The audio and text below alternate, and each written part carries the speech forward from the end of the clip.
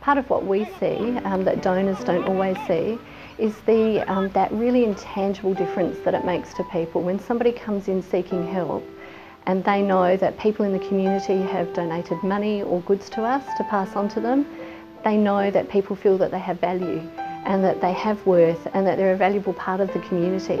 And what that does for people's confidence and self-esteem is really priceless. You can't put a dollar value on that.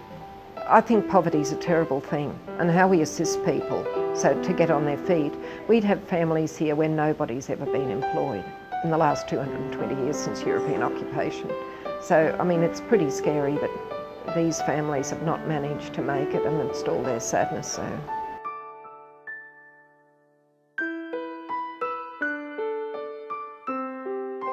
When I came into the mentoring program, I was offending, I was getting into trouble, and it wasn't all because of me, it was because of bad choices that I was making, bad friends. But the White Lion group has helped me get past that. A lot of our young people come from backgrounds that are disadvantaged, obviously, and they don't have many positive role models. With our mentoring programs, you know, we have mentors who are very passionate and caring and trustworthy and positive, that really want to help these kids to succeed. Children who've suffered a lot of abuse in their past need a lot of time to heal. And you know, what we do in our society is set up a counselling service somewhere which they don't want to go to because they won't talk to someone they don't trust. So here the young people come and start to trust us, and then they can connect and they'll start sharing some of their sorrow, and then our counsellors can give them support and assistance. We're one young fella who came through the Leaving Care program. He was at risk of involvement with youth justice. He was stealing cars and things like that. And we linked him up with a volunteer mentor, and they sort of took a while to get to know each other, but just started hanging out. Yeah, it's definitely developed into a friendship. Over the time, it was a friendship basically from the start. And it's just grown more and more, and I think we'll be friends maybe forever. The Nile United Youth Group is going from strength to strength, I'm very pleased to say. They have a very strong leadership group that has been formed by the boys who are a part of the group. There are now 50 to 60 boys who attend weekly sessions at the Magdalene Centre. They're the kind of people that I can see will be not just Sudanese community leaders in the future, but Australian community leaders in the future. I like it here because I go to school, have a lot of friends from different cultures, different countries. So yeah, it's good. Well, we know through our foundation at AMP just the key role that planners can play in helping some disadvantaged people in the community. And I would see this now expanding through Future2 as planners use the opportunity to work with the Future2 Foundation to give back to people, maybe their customers, maybe not their customers, but people in their community who are very needy recipients of donations. Future2 was an initiative driven by our members.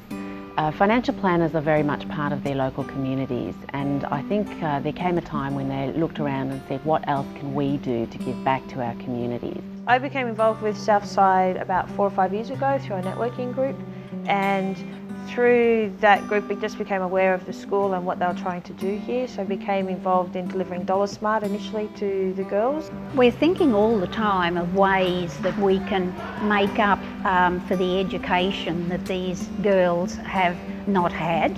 They all come from very poor backgrounds and they just haven't had people giving them hints.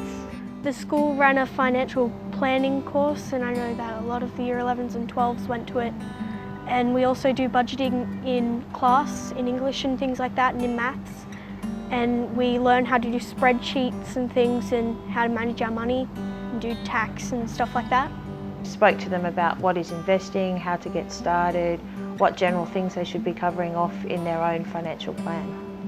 I think corporate Australia wants to assist Aboriginal people, but I keep hearing they don't know how. There's a number of things. Obviously, Future2 is always looking for actual contributions.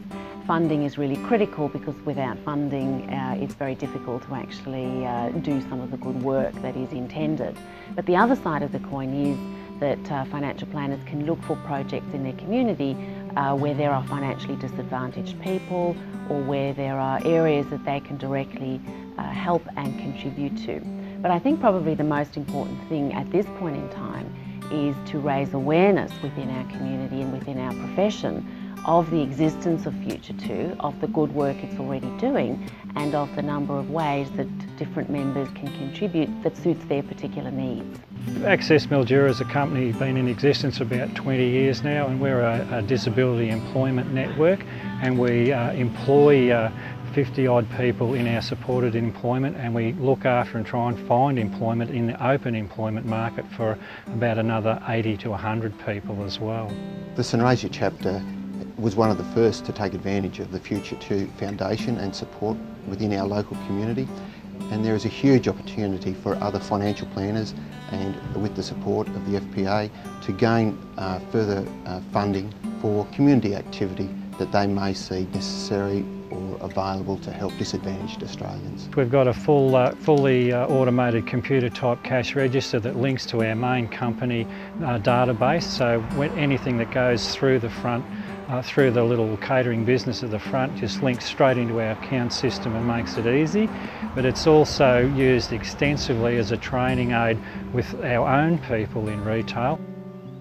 When I came to Australia, my hope was to study being a doctor, because I saw a lot of people dying. White Lion has been in touch with a restaurant called 15. It's run by Jamie Oliver, and next year they're starting an apprenticeship program, and I plan to be a part of that. For me, I hope to become an engineer in the future. We hope to expand our car wash service in the near future and put it in undercover and use recycled watering systems. I want to go for a job in science, something to do with science. I'm not really sure yet, but I know I want it sort of in that field somewhere.